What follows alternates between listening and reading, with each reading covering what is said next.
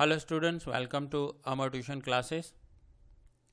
आज हम economics chapter 11 में क्वेश्चन नंबर 14 करेंगे। लास्ट लेक्चर में हमने क्वेश्चन नंबर 13 कंप्लीट किया था। सो आइए देखते हैं क्वेश्चन 14 में क्या दिया हुआ है। Question 14, explain the effects of urbanisation.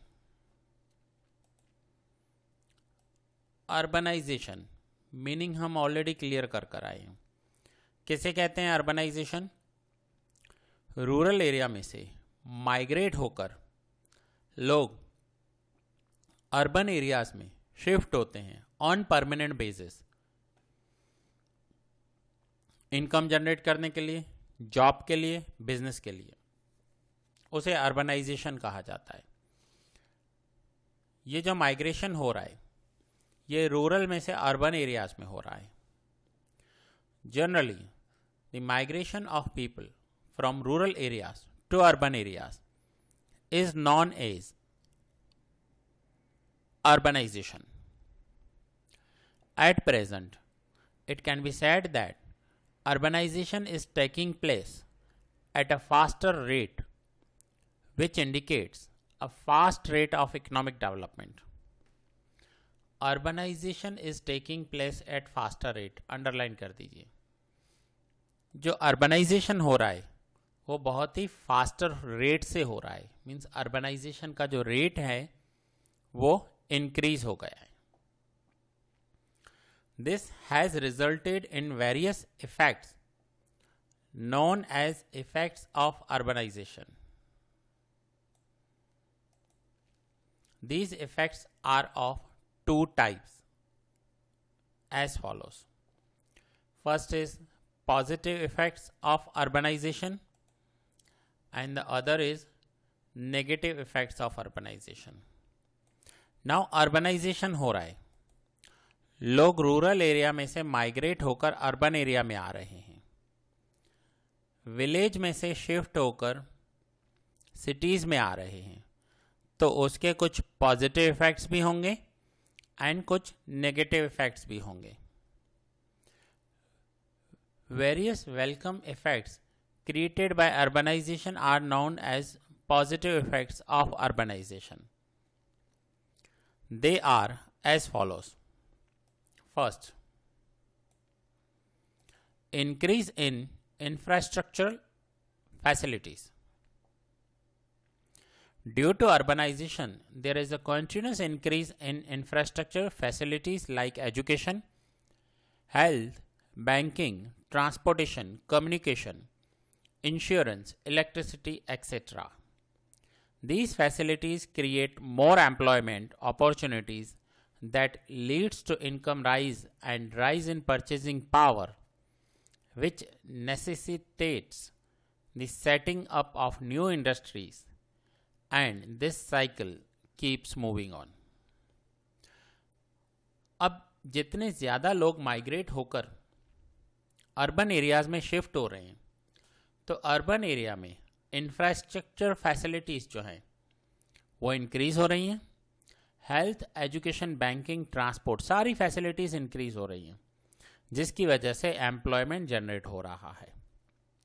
सो ये अर्बन एरिया में एम्प्लॉयमेंट जनरेशन का काम कर रहा है। Second is reduction in poverty. Means गरीबी दूर हो रही है, रिड्यूस हो रही है।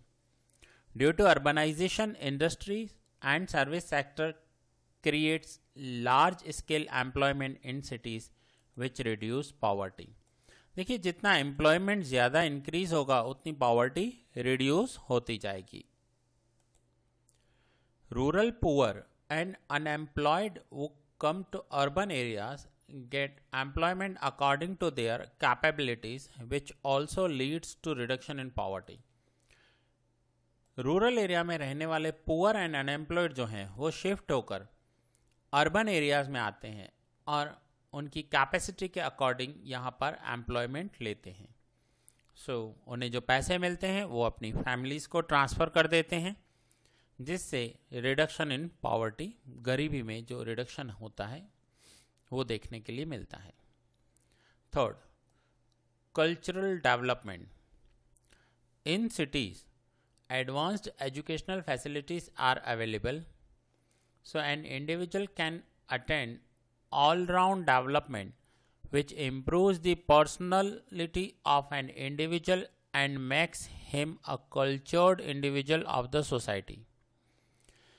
सिटी में एडवांस्ड फैसिलिटीज़ अवेलेबल हैं एजुकेशन की, सो एक इंडिविजुअल ये सारी फैसिलिटीज़ लेकर अपने आप को डेवलप कर सकता है।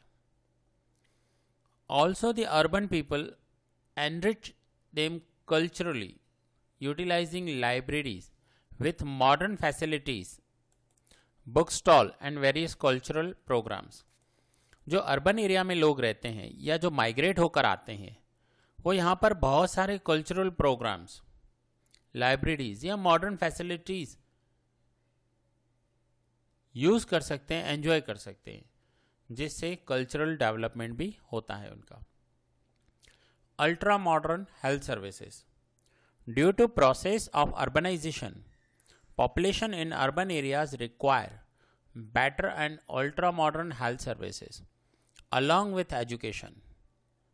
Today we can see number of multi-specialty hospitals flourishing in cities where ultra modern treatment is available for every disease at one place. आपने देखा होगा कि अर्बन एरियाज में, सिटी में ऐसे मल्टी स्पेशलिस्ट हैं या मल्टी स्पेशलिटी हॉस्पिटल्स हैं जहाँ पर एक ही हॉस्पिटल में बहुत सारे डिजीज़ की ट्रीटमेंट होती है। अगर हम अपोलो का नेम लें तो ये एक बेस्ट एग्जाम्पल होगा। अपोलो में आपको बहुत सारे स्पेशलिस्ट डॉक्टर मिल जाएंगे अलग अलग डिजीज़ के, एंड वहाँ पर सर्जरीज भी होती है। Also government and local self government start hospitals which directly benefits the poor and the middle class in the society. This facility influence positively the health and productivity of the people. Government ने भी बहुत सारे hospitals start किए हैं जैसे poor and middle class को directly benefit मिल सके, तो यहाँ पर भी हेल्थ का जो है डेवलपमेंट हो रहा है। Social effects and modern thinking. देखिए ये पॉइंट मुझे नहीं लगता है लेना चाहिए, कोर्स में है, आपको पढ़ना है, बट यहाँ पर क्या है, social effects and modern thinking. जो अर्बनाइजेशन हो रहा है, मीन्स विलेज में से माइग्रेट होकर जो अर्बन एरियाज में आ रहे हैं, उनका जो थिंकिंग है वो मॉडर्न थिंकिंग होता जा रहा है। वो मॉडर्न वर्ल्ड को जल्दी से अडॉप्ट कर लेते हैं क्योंकि यहाँ पर उन्हें बेटर एजुकेशन मिल रहा है, बेटर फैसिलिटीज़ मिल रही हैं, मॉडर्न कम्युनिकेशन मिल रहा है, सो ये सारे बेनिफिट्स हैं। And high standard of living, ये भी एक बेनिफिट है अर्बनाइजेशन का।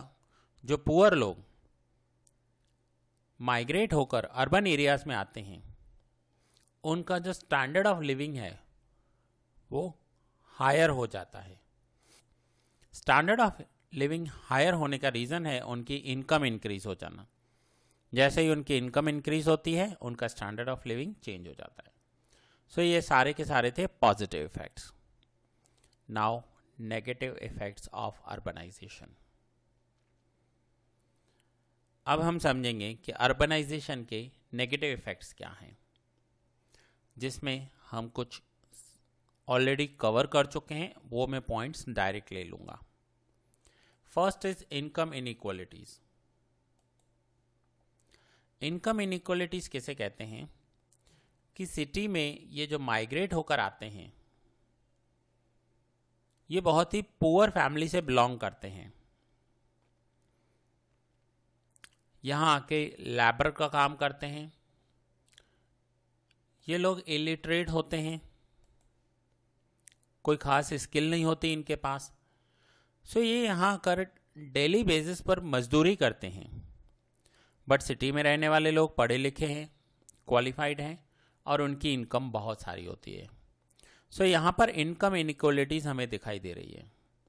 रिच बहुत सारा पैसा कमा लेते हैं और ये लोग मेहनत करने के बाद भी थोड़ा सा कमा लेते हैं। सो ये है income inequalities. Second is social inequalities.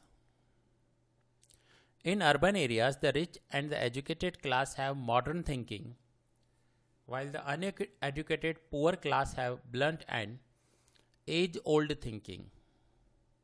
Hence, they are exploited much in urban areas. जो ये पुअर शिफ्ट होकर आते हैं, इनका जो थिंकिंग होता है ना, वो ओल्ड एज थिंकिंग होता है, पुराने ज़माने के रीति रिवाज और पुराना थिंकिंग। सो अर्बन एरिया में रहने वाले लोग इनका एक्सप्लॉयटेशन करते हैं, मीन्स इनकी मजबूरी का फ़ायदा उठाते हैं। प्रॉब्लम्स ऑफ स्लम ड्वेलिंग, ये हम ऑलरेडी कर आए हैं।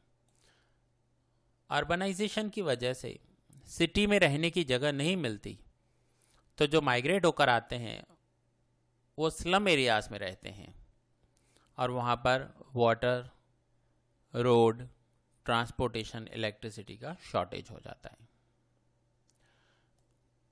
Next point is law and order.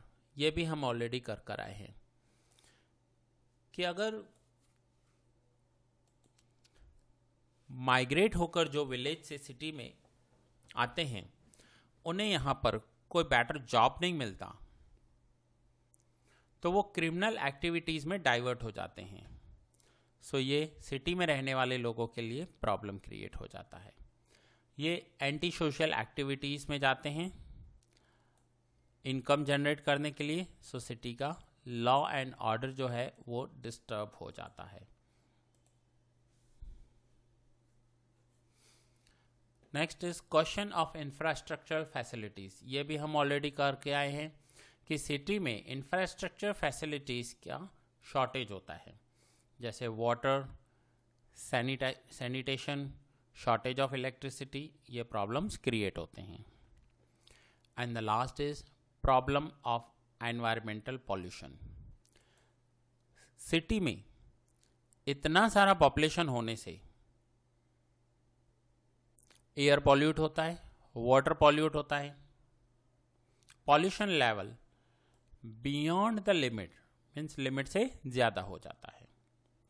So students, ये था हमारा question number 14, effects of urbanization. Now last question of this chapter, question number 15। So आइए स्टार्ट करते हैं question number 15। Explain in detail about India's educational scenario. Detail में बताना है आपको इंडिया के एजुकेशनल सिनेरियो को। Education refers to the process of teaching and learning. Underline कर दो, ये एक प्रोसेस है, teaching and learning. In any country, education is an important factor affecting the economic development of the country. Scenario of education in India. Education facility is provided by government as well as private sector in our country. देखिए, हमारी country में education government sector भी provide कर रहा है and private sector भी provide कर रहा है। In India, education is classified into stages based on the age of child. The different stages of education are as follows. First, primary education 1 to 5 standard. Higher primary education 6 to 8 standard. Secondary education 9th and 10th standard. अब अगर कोई 9th या 10th पास है तो हम उसे secondary education कहेंगे। Higher secondary education that is 11th and 12th standard. इसका मतलब है आप higher education, higher secondary education में हो आप सभी स्टूडेंट्स। कॉलेज और higher education standard 12 plus onwards. जो 12th से ज़्यादा क्वालिफाइड होते हैं उन्हें कॉलेज और हायर एजुकेटेड कहते हैं। Technical education after standard 8th education by ITI। जो ITI है वो टेक्निकल एजुकेशन देते हैं, मीन्स किसी को व्हीकल्स रिपेयर करना सीखना हो, इलेक्ट्रॉनिक आइटम्स रिपेयर करना सीखना हो, एयर कंडीशन कैसे रिपेयर करते हैं वो सीखना हो, तो उसे ITI का एजुकेशन चाहिए। The Constitution of India has made primary education for children between the age group 6 to 14 years free and compulsory। हमारे इंडिया के कॉन्स्टिट्यूट में है कि 6 to 14 ईयर्स तक फ्री एंड कंपल्सरी एजुकेशन सभी बच्चों को मिलना चाहिए। The responsibility of providing primary education free and compulsory is assigned to the state government। और ये रेस्पॉन्सिबिलिटी दी गई है स्टेट गवर्नमेंट को। आपने देखा होगा जितने भी स्कूल होते हैं स्टेट गवर्नमेंट के अंडर में आते हैं। During the planning period right from the kindergarten level to the various higher education institutes, development and expansion has taken place। In 1314 there were 1.4 million primary schools and 7.7 million teachers were there in India। अब ये जो numbers हैं ये real numbers बताए गए हैं आपको। Million का मतलब होता है 10 lakhs। सो यहाँ पर 1.4 मिलियन लिखा हुआ है, means 14 lakhs primary schools India में हैं, जहाँ पर 77 lakhs टीचर्स काम करते हैं। Due to poverty and illiteracy the education sector has not developed to the desired extent in India. Even today, the situation of primary education in small villages is a matter of great concern। Even आज की भी बात करें तो जो primary education है कुछ villages में वो आज भी इतनी अच्छी नहीं है। 29% of the children drop out of school before completing their 5th standard। बताइए कितने दुख की बात है कि 29% बच्चे 5th स्टैंडर्ड से पहले ही स्कूल से निकल जाते हैं, ड्रॉप आउट कर देते हैं। Even today there is a shortage of trained teachers. Trained teachers किसे कहते हैं? जिन टीचर्स का क्वालिफिकेशन बीएड होता है वो टीचर्स ट्रेंड होते हैं, उन टीचर्स को ट्रेंड कहा जाता है। सो आज भी ट्रेंड टीचर्स की हमारे कंट्री में शॉर्टेज है। In 1314, the student-teacher ratio was 46:1 in primary education, which was 34:1 in upper primary education। 46:1 का मतलब है कि 46 स्टूडेंट्स पर एक टीचर अवेलेबल है हमारे कंट्री में। In 1314, the students enrolled in secondary education were 69% and it was 25% in higher education. जितने स्टूडेंट्स हैं उसके 69% सेकेंडरी एजुकेशन में आते हैं और 25% हो जाते हैं वो हायर एजुकेटेड होते होते। मीन्स कितने सारे बच्चे 10th और 12th में स्टडी छोड़ देते हैं। In 1981 the extent of literacy was 43.57% in India, which increased to 74% in the year 11। ये तो हमें बताया गया है कि 81 को अगर 11 के साथ कंपेयर करें तो पोजीशन क्या है हमारे कंट्री का। Gujarat state has taken initiative in the form of Gunotsav and Praveshotsav, means प्रवेश करना, and enrolled more students in school.